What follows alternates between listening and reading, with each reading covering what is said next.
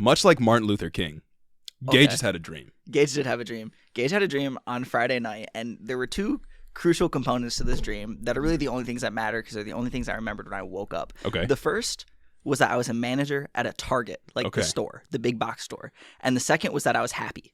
And so I woke up and I realized I could actually achieve one of these things, right? Mm-hmm. So I Googled how much Target store managers make. Naturally. And on average, nationally, $100,000. That's crazy. That's 10 hundreds. What could they possibly be doing? No, literally. And it's like, I used to wonder, like, why do all these, like, managers at Walmarts and Targets act like fucking tyrants? Like, never, ever did I, like, understand the true meaning of the word the managerial class. Yeah. Like, they are really just illegal. Making 6 figures? Here's the thing, though. As a person who grew up on Meijer and Walmart in Michigan, I must say that I like Target the most out of a lot of the big stores. It's the nicest one. It's nice. It's the nicest one. It's affordable, like for people like us, That's facts. People Walmart's that don't have a lot of money to spend. The cheapest one, but like Target's nice. I feel like classier. You get you get the most bang for your buck. It's very nice, organized. Like their the dollar red section, it's crazy. It's all very nice, but also they're terrible to their workers, and also isn't there that thing where they try to get shoplifters with a felony? Oh my God, yeah. So Target, they'll actually wait until you've they keep track of anyone who's like stolen from their store. Right. I don't know how the fuck that they do it, but they will let you steal until I think you've stolen $500 worth of merchandise, because then they can upgrade your charge from petty theft to grand larceny.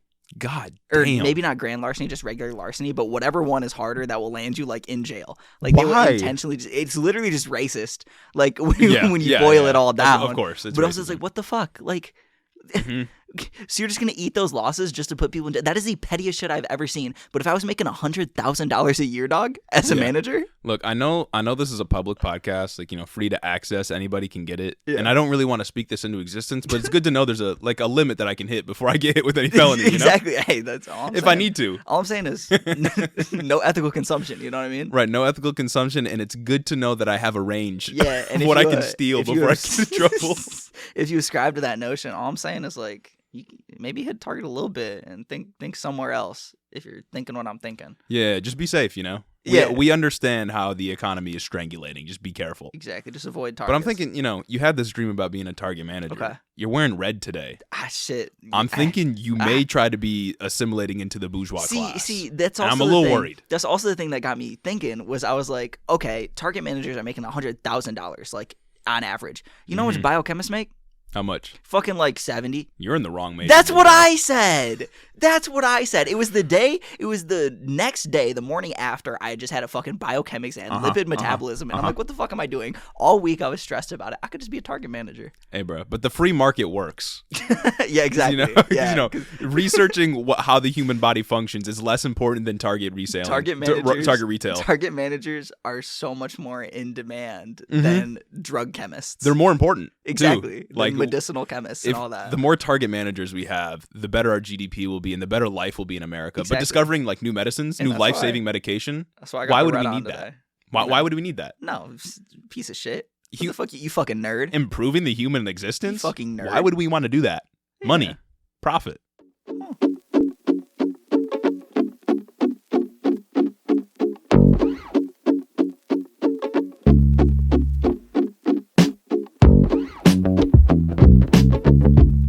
Welcome back to the show, everybody. Welcome back to Head in the Office. I hope you're ready for a gobbledygook episode because we got some bad news. Actually packed and kind of horrible. Like bad news, I know we say this a lot, but bad news for the world, good news for us because it's really fun to laugh at.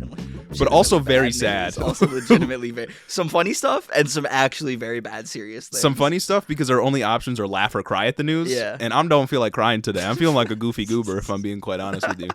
Anyway, welcome back to the show. You already know what I'm going to say. If you want to help us out, head over to the Patreon, the YouTube, the TikTok, Instagram, Twitter. Exactly. We be posting now. We post now. We're active on all platforms now. We do be posting. We do be clowning on people. We finally fulfilled our promise to start shitting on people on Twitter. We be hitting like 5 likes on Twitter, and I'm like, this is a banger. That's what I'm saying. I said this needs more attention. This shit popped off. Shit needs more attention. And you can also, if you want to help out the pod, leave a review on Apple. We don't have any to read today, unfortunately. We do not. Breaks my heart. But they help a lot, though. They do help a lot. They actually really help in trying to push us on Apple Podcasts, which at this point, point, it's like I feel like we're just getting our growth from TikTok.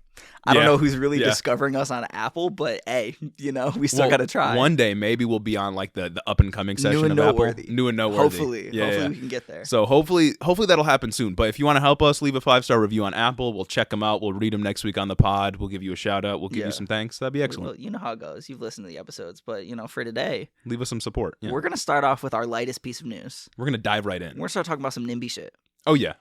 If you don't know like what a NIMBY is, it's generally stands for not in my backyard. Mm-hmm. And it typically refers to like people in suburbia who, spoiler alert, will just do everything in their power to stop the like local government from building affordable housing units. Yeah. Because it's going to lower their property values. Or doing honestly anything. Like NIMBYs are also largely responsible for why we see so many pipelines diverting through Native American land, because they were originally going to divert through suburbia, and they said And it's just like local city councils, right, that are doing this? Oh, yeah. It's very small. It's very, very small government. Okay. Acting in very big ways. Yeah, naturally. You know what I mean? But today, we've got a specific case.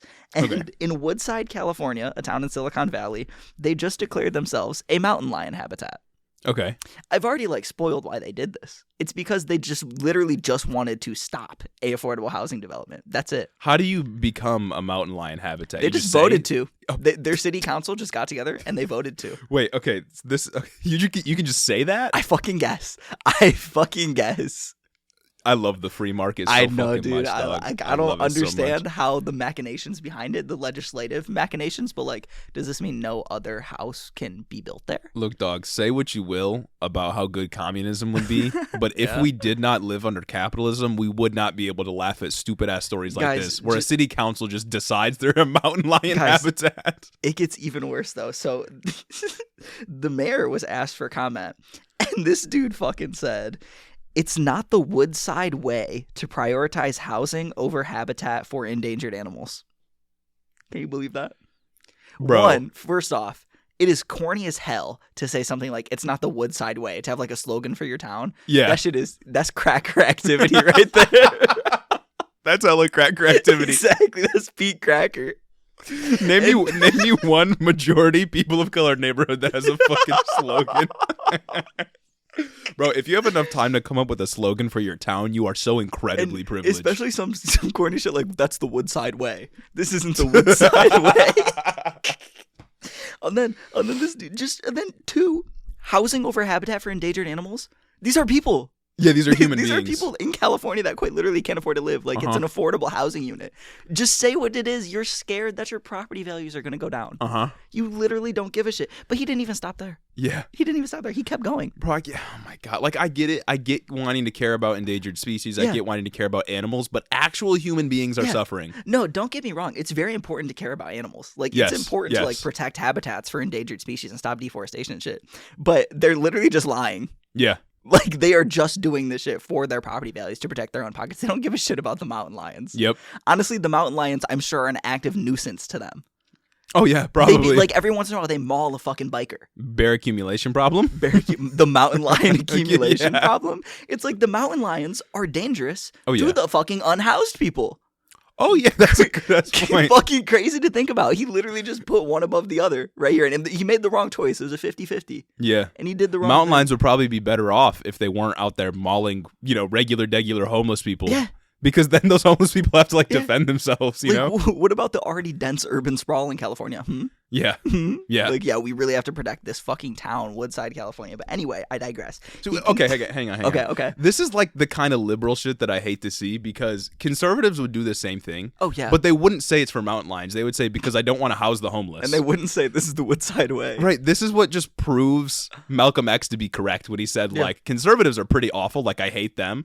But liberals are just going to lie to you about why they're doing stuff. They just pretend because to be they don't want to help you. But again, they want to put on that performance of being good. This is the kind of liberal shit I hate to see. Yeah. Because it's just say that you don't want to house homeless people.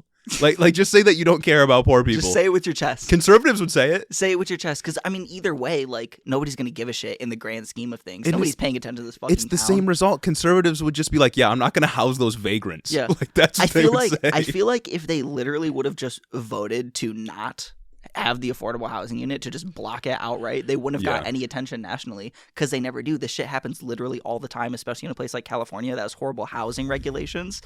But instead, they decided to do it in this roundabout fucking way where they declared themselves a habitat for an endangered species. One instance where regulations are not good. Exactly. It's a nuanced conversation. But anyway, he continued to say, and I quote, "We love animals. Every house that's built is another anchor taken away from the mountain lion's habitat. Where are they going to go? Pretty soon we'll have nothing but asphalt and birds." Bro, I bet they wouldn't have had this energy against the Native Americans. Bro, indigenous people in America. They would have been like, yeah, we're going to take their land. It looks like the animals are in the fucking mayor's office and the city council. Like, literally. They are honestly worse than the fucking mountain lions. Bro, okay, if you really care about, like, the mountain lion's habitat, leave and let the forest take over your entire city. Honestly, like, fucking move out. Destroy all your houses. Fucking do it. Find somewhere else to live. Go to fucking Idaho. If animal lives matter that much to you, then like leave. Go live in the woods amongst them. Like, dog, it's so stupid. It's just a way to obfuscate the real reason, which is you don't want to give poor people housing. Oh my god. Oh my god. You're scared of the radical poors, and you don't want to lose a little bit of bands, a couple bands off your housing values, which are already historically overinflated. Yeah, and you want to keep the rich voters on your side because that's what really matters. That's true. Because if they give housing to the homeless, rich voters are going to get mad. Facts. Naturally. That's how it is. All right, well, going on to our next story, we've got some less funny news. Really less funny news. Pretty bad news, actually. There was another assassination led by the United States military in Syria this time, which I guess is not, like, new. Happen all the time.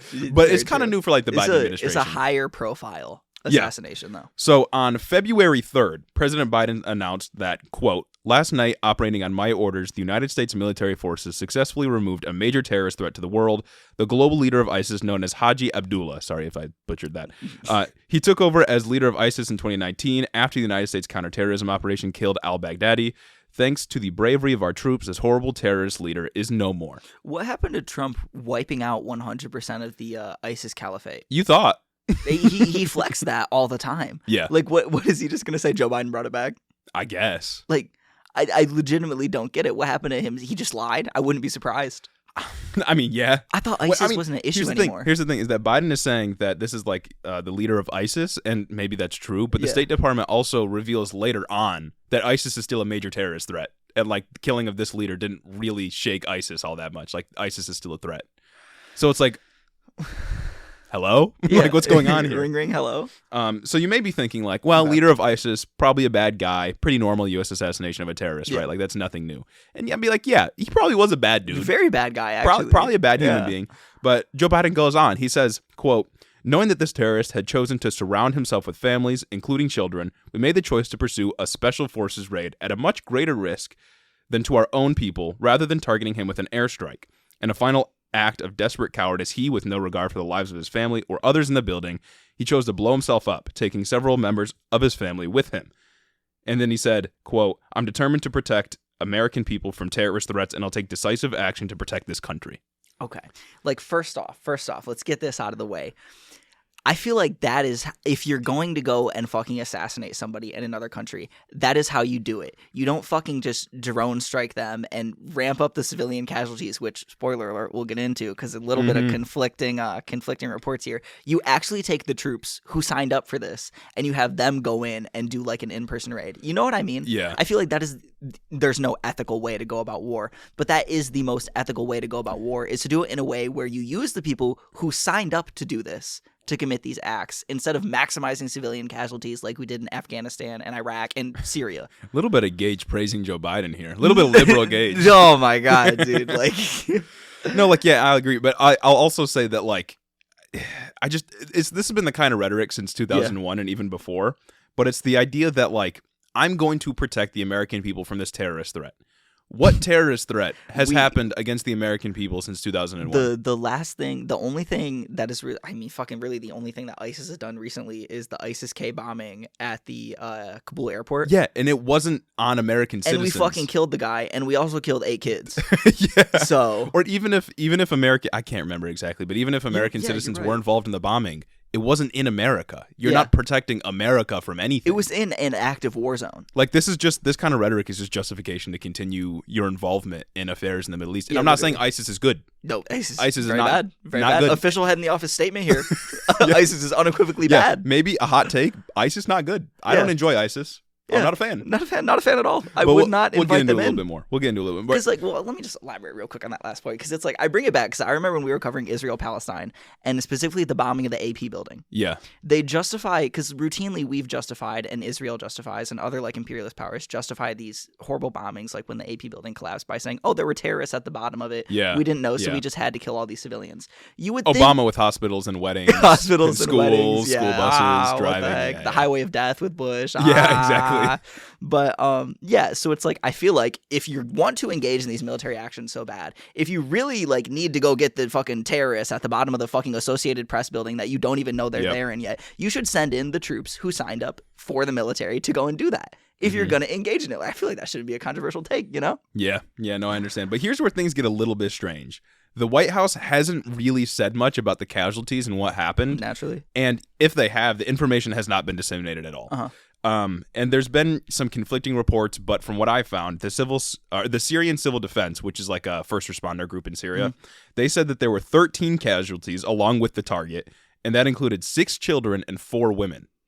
So not great, not great. And after these events unfolded, a reporter asked Jen Psaki on the way back to, or I think they were on like Air Force One going somewhere, I don't know, but they asked Jen Psaki, they were asking if the White House had any evidence to back up the claim that it was a suicide bomb that blew up the building, killed the leader, and also killed like the children and women. If it was a suicide bomb, wouldn't it have also hurt the troops that were doing the raid? Like the boots on the ground guys that were actually going and doing everything? I don't know. That's the thing is like some of these details are a little bit foggy. But in response to that question of, hey, can you give us evidence?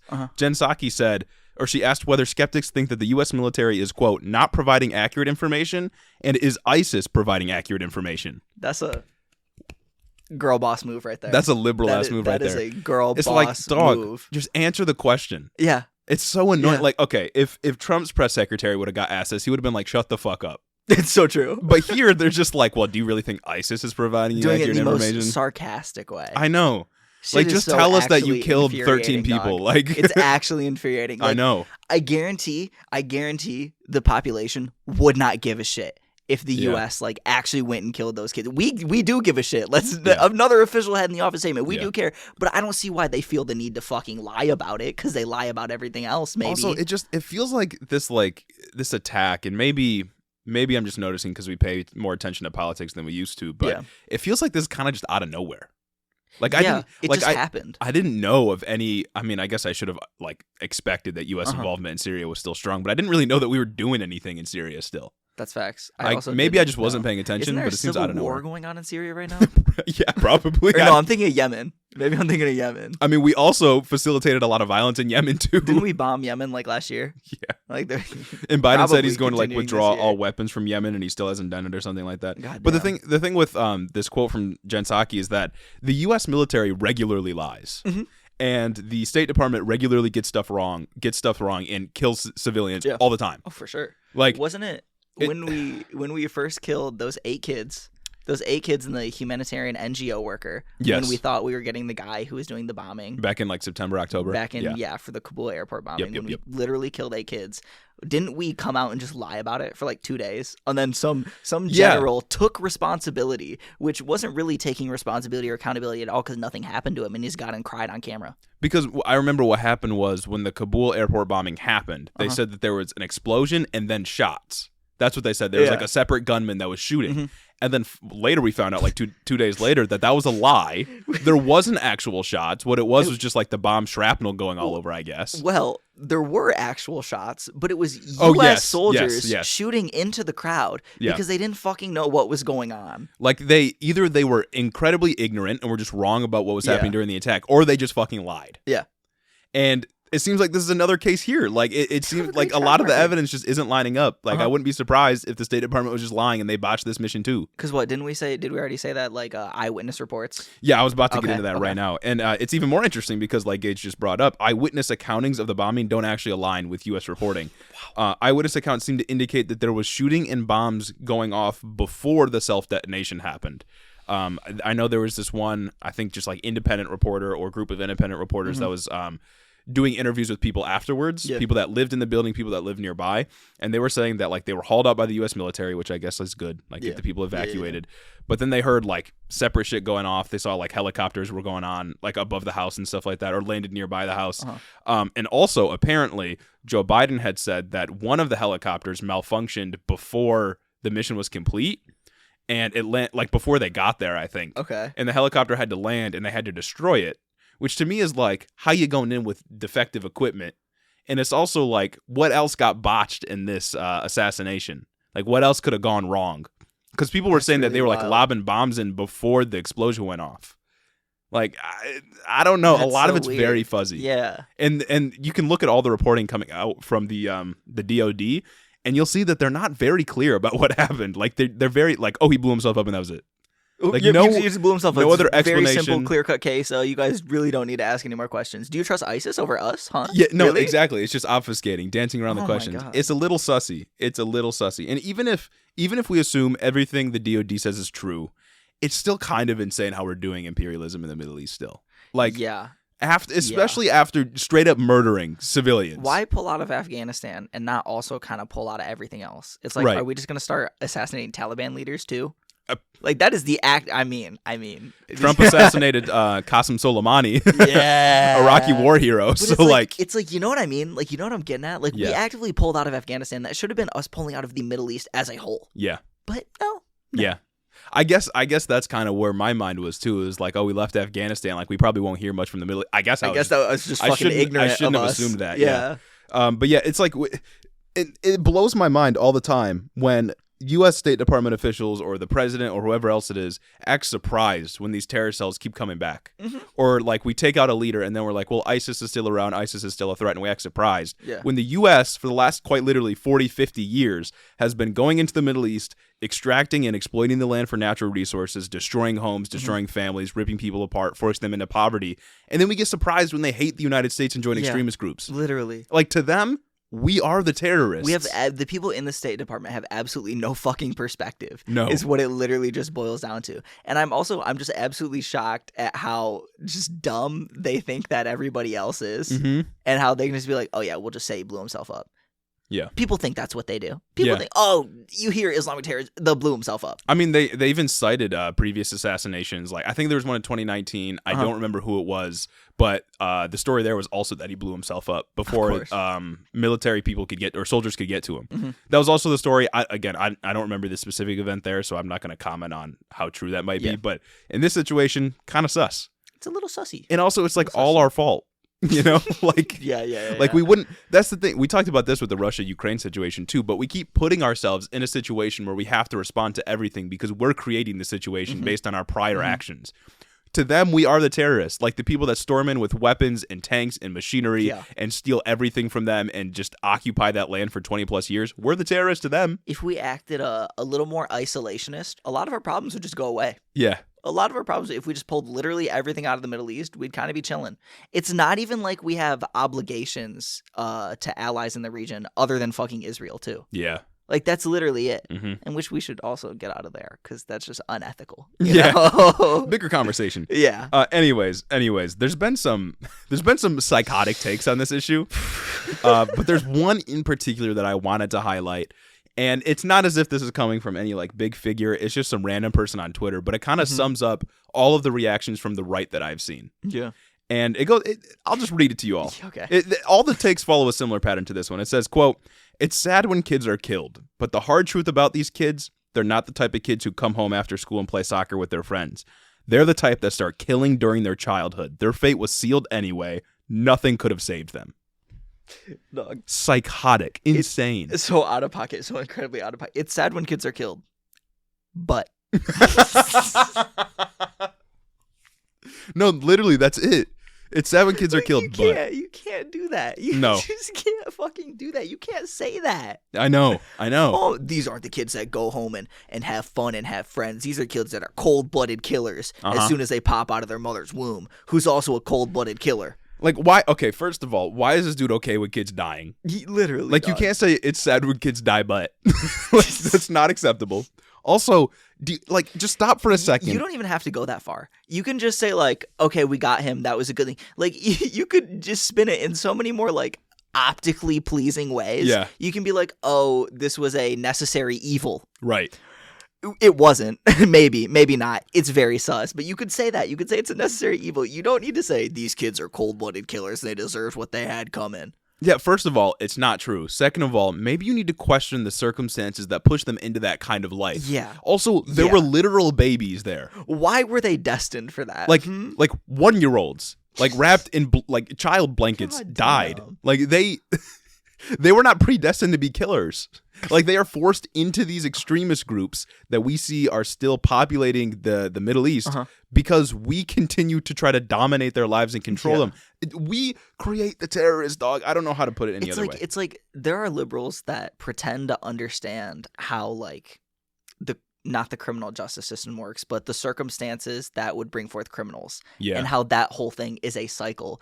Yet as soon as we look at it from the perspective of brown people, they're just born evil. Yeah. The brown people like overseas are just born evil. Inherently and they're just destined evil. that way. There's no like material reality that would foster that. There's no cycle of violence in the Middle East that would bring that about. It's just they are just bad people and we are good people. Yeah. That's literally it. Our infinite occupation of their homeland wouldn't force them to hate America or our way of life or anything like that. Yeah. Yeah, because our actions have no consequence. We're spreading democracy. Yeah, come on. The blatant exploitation? No. We're spreading democracy. No, we're giving them opportunity. Yeah, Thank you very much. Exactly. We're putting we're putting a McDonald's in Afghanistan. They would never taste how good McDonald's fries are. Exactly. If it wasn't for us. Yeah. Yeah.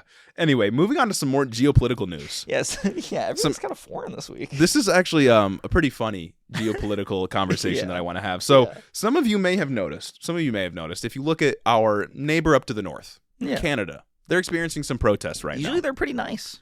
Usually they're doing all right. They're going a little wild now. Perhaps this is an anomaly, perhaps not. But there's been a series of protests that have been happening, dubbed the Freedom Convoy. And they are reportedly protesting the vaccine and testing requirement for truckers that enter the country, naturally. Yeah. In these protests, these truckers have driven across the nation, kind of abandoning their post. They've driven to Ottawa, which is the capital for those that don't know. They've actively contributed to the supply chain crisis. Well, yeah, the one that they complain about. Yeah. But they are protesting the oppression at the hands of the evil tyrant Justin Trudeau. Wow. But they don't get mad at him for blackface, of course. Anyway, there was around, from what I could see, from what was reported, there was around 10,000 to 20,000 people at these protests, but 20,000 is probably a charitable number. I don't even know if it got to that many. And the BBC reports that around 90% of Canada's 120,000 cross-border truckers are vaccinated. So this is a minority of people that are protesting. They're just being super loud about it. Right. It's not as if this is a civil rights movement or anything. And when truckers arrived in Ottawa, Trudeau and his family, they weren't even there because they were out with COVID. But they did offer a little bit of a response. Trudeau said something along the lines of like, "We're not gonna be scared by you people." Shut the like fuck that. up. Yeah, basically that. And also, just a little aside. Okay. It's kind of crazy to have a leader that can get COVID and not die, you know? Like if our dude got COVID, we're fucked. It's kind of crazy to have a leader that can get COVID and you don't have to worry about like them actually maybe dying. Yeah. It's wild. This one and the last one. Yeah, it's kind of crazy, isn't it? Wasn't for Walter Reed. I know. Damn. Kind of crazy. And apparently this protest has raised between $7 and $8 million on GoFundMe. Of course it did. Kyle Rittenhouse raised, I want to say, $2 million for his defense. For his bail. Wasn't it for his bail? I think it was for his bail on the... What was it? I don't think his bail was set at $2 million. No, it wasn't $2 million. I know he raised $2 million in total, and it was for the bail, but I think legal they funds used it too? For the legal fund. Yeah, that makes sense. But they've raised $7 to $8 million on GoFundMe, and they were also blocking off business in Ottawa, which is like, okay, I obviously don't agree with what they're doing. I don't agree with their protest at all. Yeah. But blocking off commerce is a very effective tactic to get what you want. It is. It's like also, it's very fucking annoying. I wish that like left movements in the United States would start blocking off businesses more rather than just like marching in the streets. Like, although that's good. But like, it's much more powerful if you are preventing people from making their money. Oh no, for sure. It makes a bit more of an impact. So I'm kind of jealous. For sure. Yeah, I know, for real. How come right wingers can get it together, but we can't? I know. No left unity around here. Exactly. No left unity. But also, it's like they are the supply chain crisis. Yeah. So they're kind of embodying it at this point. Yeah. So the protesters, I bring this all up because you may think this isn't that crazy. Stuff like this is happening in the United States. There's hogs all around us. Yeah. I bring this up because these protesters have embodied something entirely different. They are on a wild journey, and I think we need to talk about it. So it's way more than just vaccine mandates that they're protesting. Yeah, they're protesting about just about everything. The general existence of racial and ethnic minorities. Exactly. So I have a quote here. A couple days ago, quote, Ottawa's Mayor Jim Watson said that some protesters had harassed staff at a soup kitchen, demanding free meals after they were turned away by restaurants for the refusal to comply with indoor mask mandates. Just dickheads, bro. Yeah, it's just a bunch of dickheads. Like, and that it gets worse. Okay, it gets infinitely worse. Yeah, it really does. It gets infinitely worse. So there's images of protesters flying flags that say things like, unite against tyranny, like you're not going to oppress us, stuff like that. Well, the oppressive Canadian government. But there's also people flying Nazi flags. Straight up. Straight up. Confederate flags. I know the leader of what was like some party in Canada came out and said like, "Oh, I'm sure it's not everybody. I'm sure it's not everybody there." Of course They're not, but they associate with those people. Yeah, and then coincidentally, like I think 2 or 3 days later, after he said that, he got kicked out. So, but here's the thing. Is that like there's flags that say like they're united against tyranny, they're going to stop oppression, and then they have the Nazi right flag next to the swastika because Nazis historically have been known for freedom and emancipation and being anti-oppression. But then they also, I found this even more bizarre, to be honest, the Confederate flag. What? That's not even your country. From the American Civil War. What? They have the Confederate flag from the South. Like, doesn't make any Wait, sense. are there American truckers that are like involved? Like, are they over in Canada? No, like, I don't helping to think protest? so. It wouldn't make much sense if they were. That's true. They seem like it seems to be like Canadian citizens. But it's just like, but also they're protesting the Canadian government. Why do you have a Confederate flag? They just wanted an opportunity to be racist. Yeah, out in public. Historically, the Confederate flag represented being against oppression. Like they are the North. Yeah, they're further than the North. Yeah, exactly. And I want to point out the irony here of having like these flags present because the crowd that is always against masks and vaccine mandates always compare it to the Holocaust. They always compare pandemic restrictions to the Holocaust. But the Nazis are literally on their side. You know what I mean? Yeah, it's like, maybe you should think about what you're doing here. Maybe you should just look. They're always like, oh my God, you're making me wear a mask. You're making me show my vaccine card. That's just like how Jewish people were treated. When the like Nazis are like right behind them. They said, fuck yeah.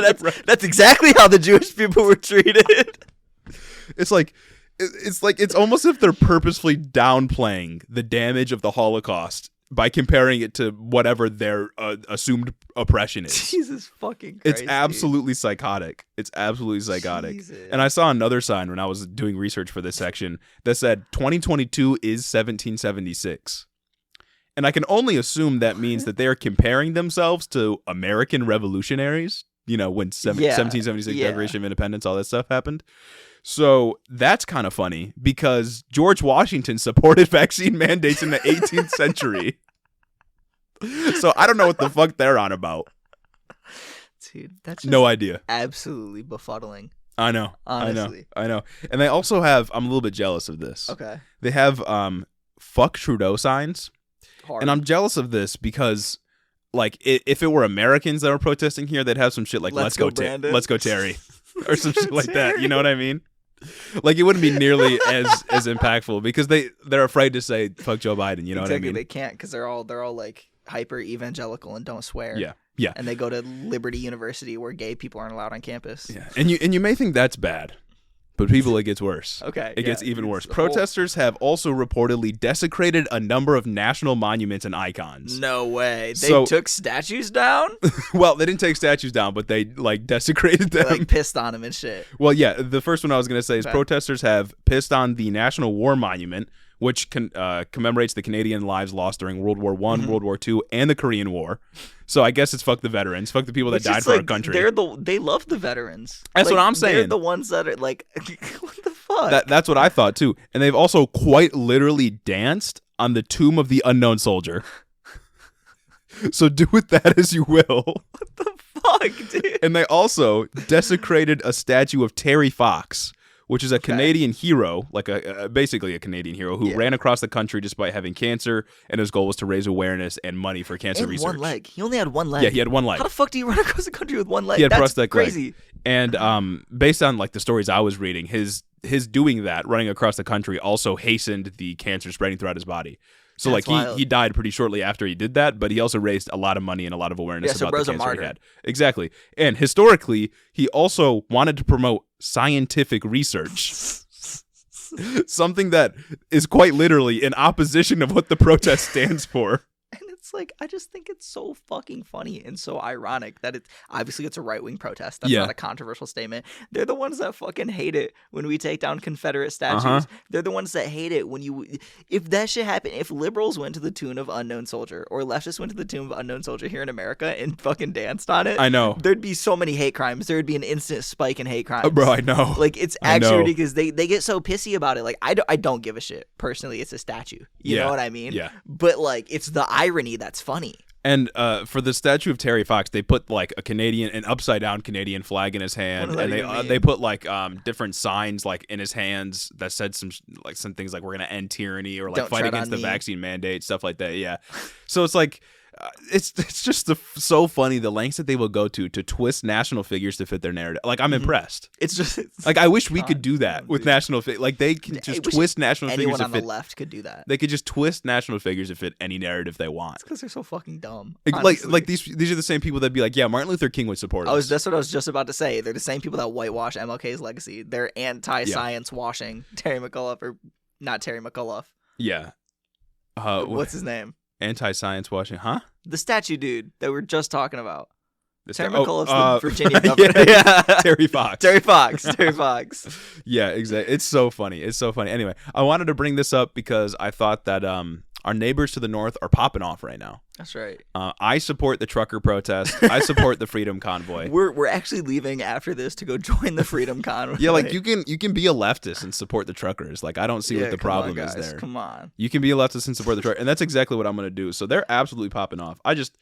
It just blows my mind how they always say things like, this is how the Jewish people were treated, and then have literal Nazis on their side. And then actively be Nazis. Also, the other side of that argument is like, you think the worst thing that Jewish people had to experience was getting vaccinated and wearing a mask to Walmart? Yeah, you think that the armbands were the worst thing? Right. Like, that's it? Right. That's it? Like, you think the extermination of an ethnic minority or an ethnic group is the same as you having to be vaccinated to go to the movies? I mean, they probably don't believe in it. Like, let's be real. True. They're probably like, I mean, come on, brother. Come on, brother. If I bake 6 million cookies, I physically couldn't bury all of them. Right. The same people that will say that vaccine mandates are oppressive, like how the Jewish people were oppressed during the Holocaust, are the ones who are denying the Holocaust exactly. and saying that Hitler was a misunderstood figure. Exactly. Come on. That's what I'm saying. They're purposely downplaying it. Like, they're doing it for a reason. People that unironically say, like, yeah, Hitler was one of my favorite leaders, not because of the Nazi stuff, but just because of the way he was charismatic. The way that he could do a speech. Okay, you know? Look, don't get me wrong. Bad guy, but he was charismatic. He got his people motivated. He was very proud of his country. Guys, no, don't get me. There's nothing wrong with that. The Jewish stuff, like, fuck all that. But the way that he, like, got everybody riled up, like, I just honestly look up to him. Yeah. Wasn't there at the January 6th riot, before like people started breaking into the Capitol, wasn't there somebody there that said Hitler was misunderstood?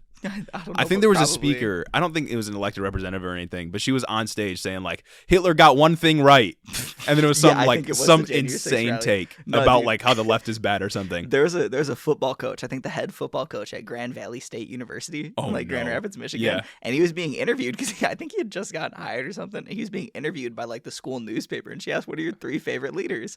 And this dude said like two people. I think he said MLK and then Hitler.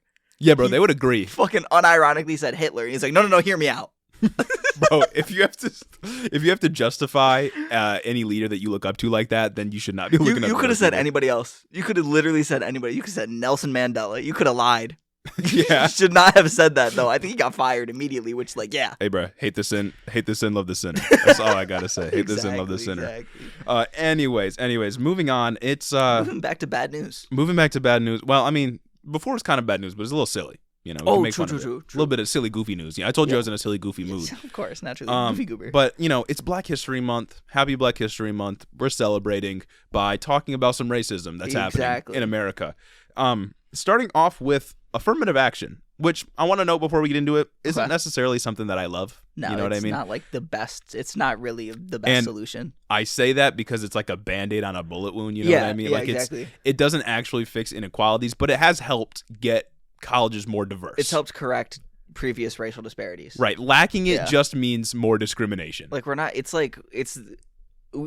feel the same about affirmative action as the same as we feel about school of choice and just like Democrats. Exactly. Like having Democrats in office isn't great, but you don't want Republicans in office. Exactly. You know what I mean? Like we got to damage control, at least a little bit. But fantastic anyway, analogy. We're talking about this because there's been a handful of lawsuits around the country that have seek to undermine affirmative action for colleges and universities, and it looks like they're probably going to succeed. Excellent. Wow. So a little bit of background. There's a group known as the Students for Fair Admissions, which is run by this dude named Edward Blum. That's such a conservative name. And he's also, by the way, speaking of conservatives, the same man responsible for gutting the Voting Rights Act in 2013. Oh, love that. So that's pretty cool. And so he's filed a lawsuit in North Carolina claiming that UNC's admissions were stacked against white students because of affirmative action. They're literally the funniest thing about white people talking like that is they're literally not. Like if there is one racial ethnic group that is notoriously stacked against when it comes to admissions, which there's data to support, it's Asian people. Yeah. Like Asians literally don't we talk about that later? Yeah, we are going to get into that. Yeah, notoriously it is harder for Asians to get in. Yeah. But they aren't fucking bitching. Yeah. Yeah, exactly. And the thing is that what's funny about this is I looked into this specifically for North Carolina. White students make up 62% of UNC's student population. Black students make up only 8% of the population, despite making up 21% of North Carolina's population. Ooh. So there's already a disparity between people attending UNC and the actual population of the state. It's already not representative. Right. There's already a disparity there. So it's just insane. And like this guy, case. In North Carolina, they ruled against Edward Blum's case, but it's going to go to the Supreme Court, which is why we're talking about it. Fantastic. But it's also like white people, again, coming out the gate to appropriate another struggle for themselves. Yes. It's real cracker activity. Facts. Like, it is just absolute cracker activity. It's what's the quote? The whole theme for this section is basically that to those that are privileged, equality feels like oppression. Facts. That's what this is. No, literally, That's what this is. And then the same man, in another case, Edward Blum, filed a lawsuit against Harvard College, alleging that it uses affirmative action to harm admissions for Asian students. Oh, okay. Similar to the last case, lower courts ruled against Edward Blum's case, but it's going to the Supreme Court, which is why we're talking about it.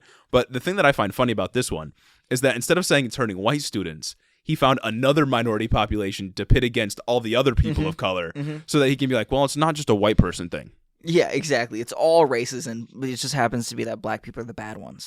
Yeah, that's basically what he's saying. And here's a massive caveat, though, is that affirmative action for white people already exists. Legacy admits. Specifically, 43% of white students were not admitted because of merit, but because of legacy admissions at Harvard. Crazy. Funny how that works. And I got a quote from The Guardian. They say 43% of Harvard's white students were either recruited athletes, legacy students, on the dean's interest list, which just means their parents donated to the school, or they were children of faculty and staff. The kicker, roughly 3/4 of these applicants would have been rejected if it weren't for having rich or Harvard-connected parents or being an athlete. That's crazy. Ain't that a bitch? So it's affirmative action for white people. That's okay. Yeah. But if it's helping anybody else, it's not okay. Because that's meritocracy. Right. Legacy admits are meritocracy. Being born into wealth is meritocracy. Yeah. You know what I mean? And speaking of meritocracy, let's just talk about affirmative action in general. And in case you don't understand, because popular argument is well, why is it okay to have other races score less on their SATs than white people and still get in? It's the whole idea behind it is that, okay, these people are coming from underprivileged backgrounds. They're typically coming from underfunded schools. These schools, they have not had the opportunity throughout their lives to I guess foster the skills needed to excel in your academics. Right. to the extent that you need to do to get like a 1,500 on your SAT. Yeah. You know what I mean? Yeah. So then schools take that into account. They think, okay, this kid may come from this area, or this is from this racial minority who has historically been oppressed Yes. and is actively being oppressed. We'll let him in with like a 1,350 instead of a 1,400. Right. But that's the thing. That's the thing, is that race is one factor. Yeah. If you actually take a look at the statistics, you'll see that poor people get more help than wealthy people do typically, unless struggle. wealthy people are getting in through legacy admissions, which like is already anti-meritocracy. Yeah. But the thing is that colleges look at a number of different characteristics. Race has been deemed by the Supreme Court that it can be one factor that you consider, but it can't be the reason that you allow somebody in or deny them. Yeah. So it's used as one characteristic, but the problem is that, conservatives are afraid that the white race is being replaced. And the problem is conservatives really just love to cherry pick and be like, test scores, that's it. That's the only non-meritocratic thing. Yeah. And ignore legacy admits and ignore literally anything else. Yeah. Yeah. And like the argument against affirmative action is always that white people deserve to get into college are being denied, while lesser minority people, call back to last episode. Exactly. Lesser undeserving minority people are getting in because of their race, but it's literally statistically incorrect. Like that's wrong. Like white people, affirmative action in many colleges is already institutionalized. It's a part of legacy admissions. Yeah. They get in even though they don't deserve to get in. But suddenly allowing or accounting for disparities in educational attainment prior to college is somehow racist to white people. Yeah, because it is so incredibly easy to just hear the test score thing and think, oh, meritocracy, because it's beat into your head literally your whole life that America's a meritocracy, the American dream is true, you just need to work hard. It's just been beat over your head. And it's easy to be reactionary when thinking about it. Right. Because nobody will present the other statistics unless you actively go out and look for them. Yeah. And like, why is it okay that white wealthy students get in simply because their parents are rich or well-connected, while colleges accounting for racial disparities in standardized testing persistent throughout the nation is suddenly unfair? Yeah. Like, rich kids didn't earn their wealth. They didn't earn their spot in society. Poor people didn't cause themselves to be in poverty. They didn't, through none of their actions did they decide that they were going to be impoverished. Quite literally born into it. And it's quite literally a cycle that college helps break. Yes. The number one factor in breaking that cycle. But I just want to bring it back. So Jeremy, are you telling me that math is racist? Oh my fucking God. Are you really telling me that math is racist? Yeah, bro, math is racist. Can you believe what the liberals are telling you now? Yeah. Now apparently 2 + 2 is 4 is racist. Wow. Like I don't understand. Like they just can't understand the simplest concept that the environment that you learn in can impact how you do in school, which will later impact the colleges that you're able to get into. And combine that with the fact that education is locked behind a paywall, basically makes college attainment impossible for poor people. Well, I mean, we'll call back to another episode. They literally can't comprehend anything outside of their own experience, out of their own individual unit. They can't understand how things compound to affect a situation in the future. Yeah. That's why they don't understand intersectionality. They lie and say that intersectionality is just adding up oppression points, which it literally isn't. The furthest thing from what it is, actually. Yeah. And I also want to note that, like, affirmative action, again, isn't a perfect solution, but it has helped diversify colleges. But there are still disparities, like white students graduating at disproportionately higher rates than black students do. They have disproportionately less debt than students of color do. Like, these problems still exist, so it's not like a be-all, end-all. And also, affirmative action has helped white women the most. Yes, that's the group that it's helped the most. It has benefited white women the most. Not a bad thing.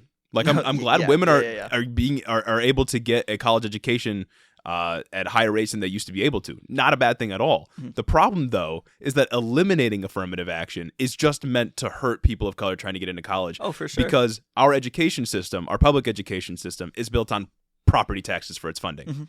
Which means if you're born in a poor area, you're going to go to a poorer school. You're not going to get as robust as an education. That's going to damage your chances of getting into a college. And if there's no affirmative action policies, suddenly you have to be treated the same as a kid that went to a wealthy school. And ultimately, the playing field is not equal. Yeah. How are you supposed to compete with someone that had infinitely more resources than you did? Affirmative action is a very small attempt to level that playing field to allow people to go to college and engage in that upward social mobility. And trying to eliminate affirmative action is just racist. And it's like, even if you want to look at the example, like the Asian American example, and think that it's like an actual thing, that even has its own history of racism. Not only is it built off the model minority myth, I was just about to say it's also built off of the Chinese Exclusion Act. Yep. and all their subsequent acts, because it wasn't just the Chinese that were being excluded. It was every single person from Asia was not allowed to come in unless they were already like a high-paying profession, a high-skilled profession. Nurses from, I want to say, the Philippines couldn't come over unless they were fucking nurses. And good ones at that. That's the thing, is that a lot of people that do come over here for school already have to be wealthy, because coming in as an international student, insanely expensive. Yeah. Unless you have like some crazy scholarships. So people that are coming in, of course, they're going to be scoring higher because, again, they were predisposed to environments that were more conducive for their learning because they had more resources at their disposal. That's what it's all about. And it's also the materialist worldview, baby. Literally, historically, we didn't allow Asians to come in unless they were smart, unless they were literally just smart. They had to test it to get in here. It was fucking ridiculous. So, of course, that's going to have historical implications. Yeah. Like, come on, people. Come on. It's just absolutely absurd. Like, of course, the better solution here is not affirmative action policies, but free college and better funding for schools, state school systems like high schools, elementary schools, public schools in general. Like, of course, that is the better solution. For sure. Because that will have better long-term impacts. But for right now, like, eliminating affirmative action is the same as saying that we're going to treat everyone as absolutely equal despite the background that you came from, which means that we are going to prioritize wealthy white people. We are going to ignore your circumstance to help pad our pockets, help line our pockets a little bit more. It's just like, come on, people. And the thing is that the Supreme Court right now is 6-3 conservative, even if fucking what's his name, Chief Justice Breyer? No, Chief Justice Roberts.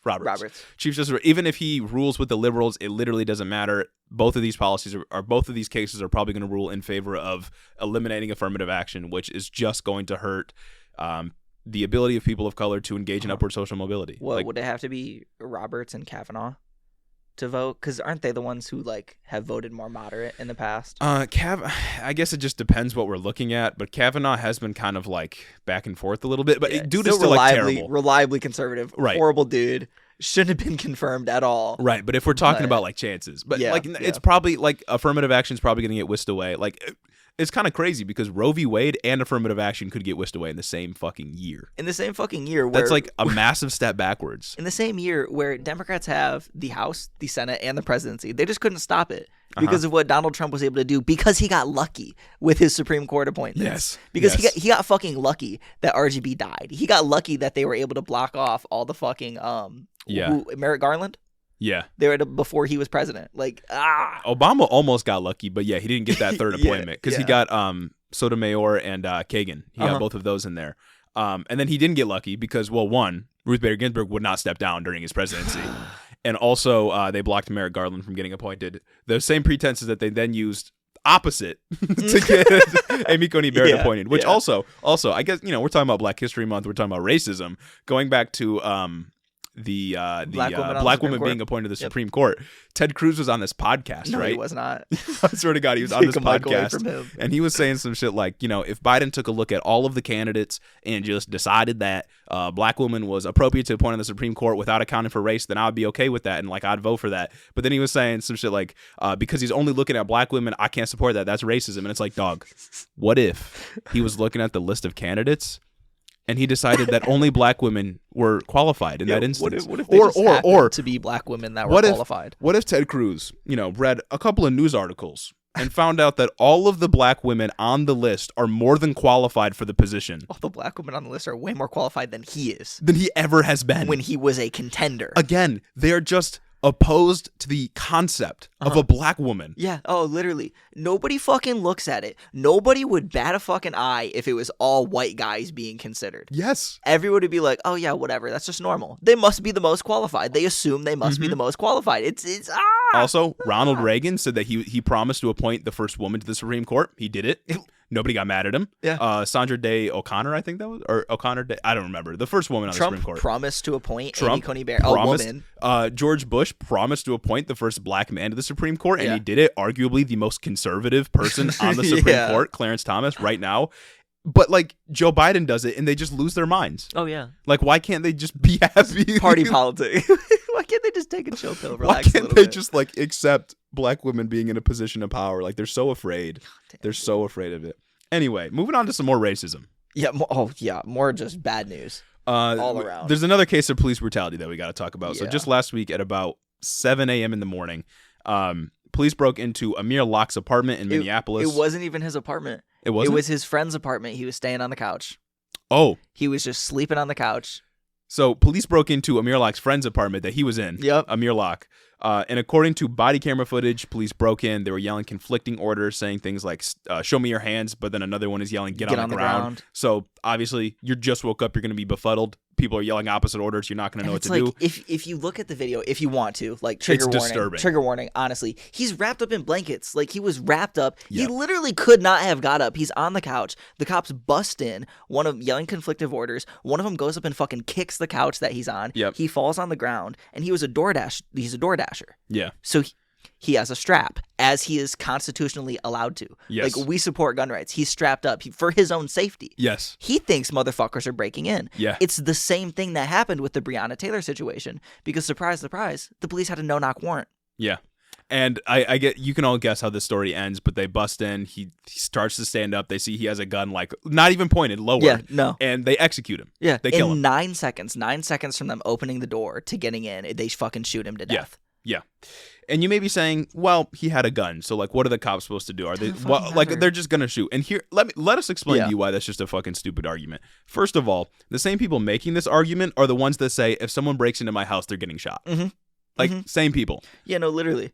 So why is the Second Amendment okay in that instance, but not when police are literally breaking into your house? It's not okay when you're black. Yes. It's not okay when you're a fucking criminal thug. Right. And by the way, I thought Second Amendment was supposed to protect you from a tyrannical government. Mm-hmm. Like, in this instance, cops are acting as state-sanctioned death troopers. I'd say no-knock warrants are pretty fucking tyrannical. Yeah. Especially when we look at how this no-knock warrant was attained. So this is a murder. There was a murder investigation going on a district over, and I want to say St. Paul. The St. Paul Police Department were going to investigate these people in Minneapolis, right? Yeah. So they went to the Minneapolis Police Department and told them, hey, we have a knock warrant. Can you go do this? The warrant was a search warrant. Okay. It was to look for evidence. It was not to apprehend anybody. It was just to look for evidence.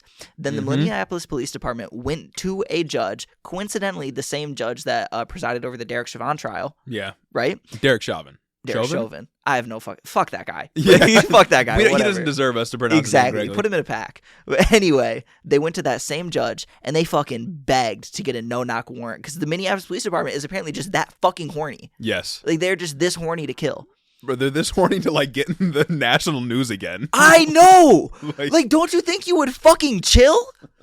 Like, bro, they just, like, back to back to back. How do you defend them at this point? There was something that happened last year with them too, near Minneapolis. Near this, I think it was 10 minutes away from where George Floyd was killed. Yeah. They killed another black man. This is true. And I want to say, was Minneapolis the place that, like, banned no-knock warrants? Or is that where Breonna Taylor was killed? They banned chokeholds, I think. Oh, okay. Whatever. It doesn't fucking matter. Literally doesn't matter. Like, no-knock warrants would have been better.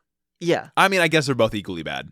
They shouldn't have either of them. Should not have either of them. Yeah, absolutely. But anyway, it's absolutely fucking absurd. And it points to, like, the two problems. No-knock warrants and gun rights cannot coexist. No. They literally cannot coexist. The police and gun rights can barely fucking coexist because the police aren't adequately trained to deal with anyone who is constitutionally allowed to carry a gun. Coincidentally, the police that are 90% conservative that advocate for these gun rights also hate gun rights when it's a black person that has them. Yeah, and that was kind of the point I was going to make, is that he owned the gun legally. Yeah. He went through all legal means to purchase the gun. He was when 22 years old. I was doing research for this section, and there was I think an interview with his mother.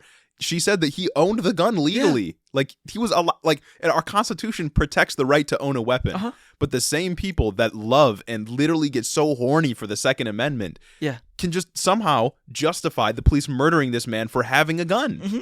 Like, how can you justify that? It's just absolutely absurd. And like you were saying, no-knock warrants are incredibly hostile. All they do is escalate tensions. They should only ever be used in the very, very rarest of fucking circumstances when you absolutely know that the building is just ops. Yeah. That is it. If there's any ambiguity, no-knock warrants. I'm sorry. Let them. I don't care. I don't care if somebody's going and flushing cocaine down the toilet. I'm sorry. It doesn't matter. It's because that's another justification for no-knock warrants. It's like, oh, what if they're flushing drugs and evidence down the toilet if it's a drug raid? I don't give a shit. That's a whole nother conversation about, like, drugs and decriminalizing them and whatever and how we treat addicts in the country. But, like, I don't fucking give a shit. No-knock warrants should be used very fucking sparingly. Also, like, police don't stop crimes. They don't. Police don't stop crimes, baby. Like, all they do is deal with crimes after the fact. Uh-huh. Like, they aren't a preventative measure. They're like a cleanup crew. They deal with crimes after the fact, and then they commit more. Right, they just cause more crimes to happen because over-policing just necessitates more people getting into gangs and doing bad shit. And it's not even that. They literally just commit crimes as police officers, and then qualified immunity kicks in. They do just literally murder people on the job. And then get fucking paid for it. And also, just kind of a separate point is that if somebody broke into your house when you're sleeping, the wee hours of the morning, I wake up 9 every day for classes, right? Yeah. My brain is not functioning for at least 5 minutes after I'm out of bed. Yeah, no, facts. I gotta wake up 2 hours before I go to class because I need to wake up. Right, I'm not processing things. If someone busted into my house and was yelling random orders at me, they quite literally kicked down the door. Yeah. They kicked the couch, waking me up. They were yelling orders at me. I'm not gonna know what's going on. Literally. I'm not gonna even if they're not yelling conflicting orders, I'm not gonna know what to do. There was one fucking time where I was asleep, right? And my mom came home at night, and I was 16, still in high school, and she came into my room to say hi, say she was home, and I didn't know who it was, and I freaked the fuck out and started punching and kicking. You're distraught when somebody walks in and you don't fucking expect it, and imagine a bunch of fucking men armed to the fucking teeth with guns, a literal SWAT department. Police, open the fuck! Not even open up. They open the door and then announce themselves as they're rushing in, gunning this dude down. Yeah, 9 seconds. It's absurd. It's absolutely fucking absurd. No-knock warrants should barely be a thing. How can you expect someone to respond in a compliant way when you bust in with guns pointed at their face? Mm-hmm. And especially if this person is accustomed to sleeping with a gun next to them. Yeah. For their own protection. I don't know what the guy's living situation was like. Don't know what the area is like. Right, exactly. But if, just say any generic person, if they're living in a bad area that is kind of crime is a common factor, then of course they're going to be sleeping with a gun next to them. I know plenty of people that have told me they sleep with guns next to them for their own protection. Yeah. But I have family members that don't live in bad areas that sleep with guns next to them just in case. Yeah. Because it makes them feel more safe. So, of course you're going to be sleeping with a gun next to you. But that does not justify the police murdering you. Not at all. Especially when they weren't even there for him. Especially when it's your fucking right. Yeah. And these are the people that are supposed to be defending those rights. Yeah. Yeah. What is that? Yeah. And the last thing, or actually not even the last thing, but third I wanted to say is that I don't know why we have to say this so many times, but cops don't get to just fucking execute people. Oh, no. You don't get to just walk in and murder somebody. Mm-hmm. I know it's you should just obey the cops. You should just listen to them and nothing bad will happen. What could he have done better in this situation? Nothing. There's nothing he could have done. He couldn't have known the cops were coming and not had a gun with him. No. He couldn't have somehow. He stood up is what he did. Yeah. He stood up. Yeah, he stood up with his gun down. Yeah. What the fuck? He probably realized they were cops. That's why he didn't fucking point it. Yeah, and if the cops are meant to maintain order, quote unquote, they shouldn't be able to just be state-sanctioned death troopers. And it's the whole thing, they are supposed to de-escalate every single situation. No-knock warrants are an instant escalation. Yeah. This wouldn't have happened if it was a knock warrant. Yes. This wouldn't have happened if they just knock on the door police, what's up, we're here. It wouldn't have happened. Yeah. And also, even if for some reason cops do that and then they start to run away or they start to flush evidence or whatever, it's better than someone literally dying. Facts. And especially in this circumstance, an innocent person. Yeah. And it's an innocent person just getting executed by the police. And it was just a search warrant. Yeah. And I know they also lied in their press conference about him being one of the suspects on the search warrant. Yeah, he wasn't. They said he was. He was not. Oh my God. His name was not on the warrant, even though they said they were. I think they lied about a couple other things, but I can't remember them off the top of my head. But of fucking course they did. Yeah. This is the Minneapolis Police Department, literally infamous now. Yeah, no-knock warrants should not be happening. Mm-mm. All they do is increase tensions. And lastly, I don't care if he had a gun. It doesn't matter. No, it really doesn't. You don't just get to walk in and execute people. The same people that always cry about big government and government oversight, government regulation, Big Brother watching you are the same ones that support the police busting into somebody's house and executing them. Mm-hmm. You can't hold both of those ideas in your head. No, you can't. You can't say that you love small government and then also support the death troopers breaking into your house and killing you. Yeah, literally the death squad. I don't understand how anybody compartmentalizes those two ideas. It's dystopian. Yeah. It's dystopian. We're living in 2022 and this shit is still going on. Right, that was my thought too. It's this is straight up dystopian. I know. Agents of the government being able to break in and just murder whoever they want, and they can have it justified through any number of ways. They can fabricate as much evidence as they want. They can make up the idea that I felt like I was being threatened. Yeah. They can come up with anything and just escape all accountability for a person that is now dead. Just like the fucking State Department, they can go and lie in their press conferences and face no accountability. Mm-hmm. What happens to honestly, nothing is gonna happen to this cop. No. because the situation is muddy enough that he just gets off. Oh yeah, no. Like that's the sad reality is he will just get off. Right, Not even like a transfer to another unit. Yeah, no, it's not even like an open and close kind of thing like it was with Derek Chauvin because like in the context of this situation, Amir Locke did have a gun. Yeah. And if you take all context out of it, you take out all context from the situation and consider nothing else. It's a split-second Cops decision. and a gun, split-second decision. Like that's all the justification they need to get away with murder. The issue here is just one, the militarization of the police, and two, no-knock warrants. Like I don't know how I can stress that enough. It's the no-knock warrants here. Yeah, that's a huge issue. So I guess now we know that people on the right support the Second Amendment unless it's a black person, which I guess we've known for a very long time. We can add it to the long list of like other crimes, which include walking while black, jogging while black, owning a gun while black. I'm pretty sure we've said this before. Yeah. That owning a gun while black is just a violation because we don't see this shit happen with white. Actually, you know, we still even see this shit happen with white people. Yeah. We bring it back to Daniel Schaefer. Are you talking about the Antifa guy? No, I'm talking about the guy. This was a couple years ago. I want to say 4 or 5 years ago. He was in a hotel room and he had a hunting rifle that he was like showing his friend. Yeah. And somebody from the parking lot saw it, called the cops on him. The cops bust in with AR-15s, and he obviously wasn't doing anything with the rifle. He had put it away. He was in the hallway. One of them starts yelling at him to get on the fucking ground and crawl towards him, and they just gunned him down in the hallway. Oh my god! Because he was panicking, he was crying, and he like went to like pull up his pants. Yeah. And he said, "Oh, he's reaching." And coincidentally, I say this quotation marks, like can't emphasize that enough. The cop had etched into his AR-15 like some cryptic saying or some shit like killing motherfuckers or something like that. Sounds about right. Like this dude was fucking horny for just to murder. Oh my god. Like I mean, again, if they can strip all context from every situation, every encounter they're involved in, you can literally just justify anything. And that's what qualified immunity is. Yeah. Like our take here is that they should never be put into that situation to begin with. Yeah. Cops should not be busting into somebody's house, escalating tensions like that to begin with, because that just results in people dying. Yeah. And it is the fault of the police system, not the person that gets stressed out or has to pull up their pants or doesn't know what to do when somebody breaks into their house. It is not their fault. The state should not be doing this. It's insane to think that we even have to say this. And then we see police budgets continue to balloon. Yes. While the right is saying Democrats are defunding the police. Right. Like they're going up $9 million. I'm sorry, where? Right, they're going up $9 million instead of $10 million. Exactly. Right, like they're so still fucking increasing. Dystopian. Yeah, no, it's really bad. Anyways, I think that probably sums it up for this episode. Sorry that some of this was pretty sad news. A little depressing episode. We got new mics. Hopefully they didn't sound too bad. Yeah, hopefully we sound better though. Exactly. You know how it is. Hopefully our noise quality is pretty good. Hopefully it's not too bad. I might have to fiddle with it a little bit, but we appreciate you all for listening to the episode. Please drop the feedback like on the YouTube video if you're watching on YouTube. You'll go see to the YouTube nice. video and drop the mic, feedback. They look like podcasting mics, don't they? They really do. Very happy. Feeling a lot more professional. Exactly. Up in here. Hopefully we sound more professional too. Which we are, because like I mean we're at like 450 listeners right now. Yeah, something like that. That's crazy. Literally shout out to every single one of you. I never thought we'd hit that number, you know? Couldn't do it without y'all. Like that's wild. Could not do it without y'all. But before we go, we got to give a special thanks. Very special. To our loyal patrons. Let's go. Special thanks to Cricket Scrapbook Layouts, Nikki Nine Lives, Caden Kraut, Terrence Nicholson, Christy Beck, Thalia Katz, 40% Spite. Oh my goodness, I'm so sorry. Mike Kaplinski, Maddie T, John G, and my mom. Woo. Thank you for supporting the show on Patreon. We couldn't do it without you all. Love it.